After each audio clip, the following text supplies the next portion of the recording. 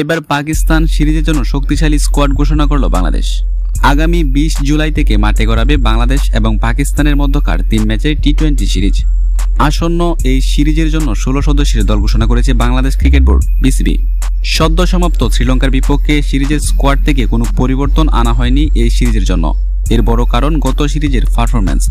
প্রথমবারের মতো শ্রীলঙ্কার মাটিতে স্বাগতিকদের বিপক্ষে টি-20 সিরিজ জিতেছে বাংলাদেশ। শ্রীলঙ্কা সিরিজে বাংলাদেশের ব্যাটিংয়ে উন্নতির ছাপ স্পষ্ট, বিশেষ করে টপ অর্ডারে। 2 ওপেনারই রানের দেখা পেয়েছেন। পাশাপাশি দুর্দান্ত ব্যাটিং করেছেন তিনিগালা লিটন দাস, দারুণ পারফর্ম করেছেন বোলাররাও। আগামী 20 জুলাই প্রথম টি-20 দিয়ে শুরু হবে পাকিস্তান সিরিজ। এরপর দ্বিতীয় ও তৃতীয় টি-20 হবে যথাক্রমে 22 ও 24 জুলাই। সিরিজের সবকটি ম্যাচ অনুষ্ঠিত হবে মিরপুরের শেরেবাংলা জাতীয় ক্রিকেট স্টেডিয়ামে। তো চলুন দেখে আসি বাংলাদেশের টি-20 স্কোয়াড।